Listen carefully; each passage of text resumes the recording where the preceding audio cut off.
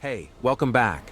Today we're focusing on Christopher Reed, the new SSR Firehunter from the December 18th update, and I'm going to break down what makes him special, how his new mechanic works, what to build, what teams make sense, and how to actually play him in real fights. So first, Reed is the first hunter with the new Elemental Stacker class type, and that matters because he introduces the Elemental Charge and Element Overload system. This is not just a small bonus. It changes when you want to burst and how you plan your rotations. Here's the simple version.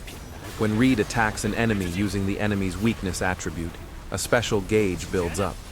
When that gauge reaches 100%, the enemy enters element overload for a limited time. While the enemy is overloaded, your damage is dealt while ignoring the damage reduction effect that enemies have when they possess a break gauge. After overload ends, the enemy becomes temporarily immune to elemental charge, so you can't loop it non-stop. That means Reed's damage is about creating a strong window and then dumping your best rotation at the right moment. So how do you play him correctly?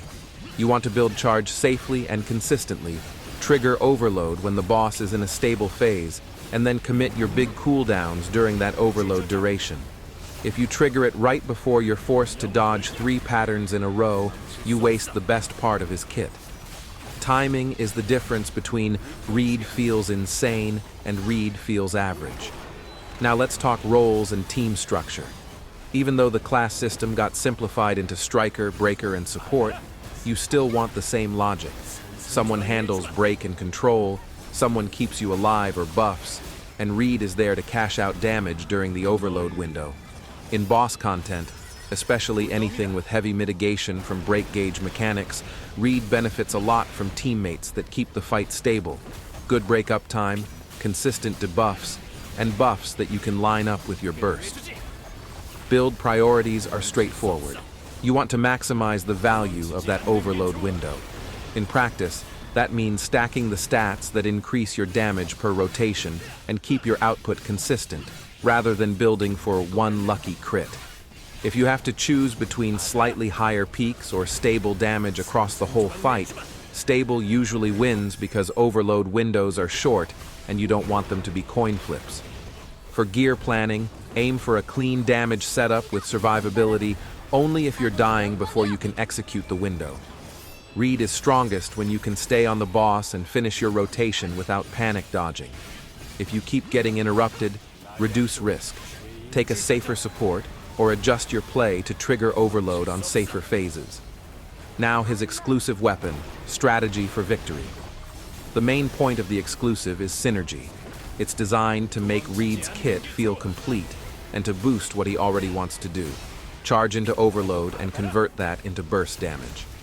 If you're summoning Reed seriously, the exclusive weapon pushes him into main DPS project territory. If you're skipping or you're low on resources, Reed can still function, but you'll want to be more careful about expectations and matchups. Let's also talk about matchups and when he shines. Reed looks best into enemies where you can reliably build charge, meaning you can hit weakness consistently, and where bosses have mitigation tied to break gauge effects. That's where ignoring damage reduction during overload can feel like a massive power spike. He's less impressive in situations where the fight is chaotic, you can't stay on target, or the boss keeps forcing constant movement right when you need to burst. Build options and show what setups you can run depending on what you want from him. Build number 1 is A, one-hit kill and obsidian.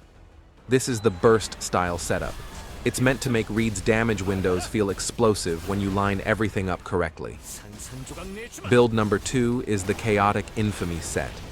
This one is more of a specialized option and can perform really well in the right situations, but it's not always the most universal choice if you want one build for everything. Build number 3, and the one I personally consider the most consistent overall, is Iron Will and Obsidian. If you want a reliable setup that works across more content without needing perfect conditions, this is the safe pick. Now for cores, here's the exact set. Mind, Ferocious Protector's Desire, black. Body, Nameless Demon's Horn, yellow. Spirit, Teeth of the Watcher, purple. So, should you summon or skip? If you like boss-focused gameplay and you want a unit built around burst timing and new mechanics, Reed is absolutely worth considering, especially because he's the first elemental stacker and could set the standard for future hunters. If you're short on resources and you don't want to invest into learning a window-based kit, you can wait. But keep an eye on how strong Elemental Charge becomes as more hunters get access to it. That's the Reed breakdown. If you want, I can also do a quick Best Team Templates section for your account style, free-to-play friendly options versus premium setups, and a short rotation cheat sheet you can pin on screen while you play. Alright, let's jump into the gameplay and test him for real.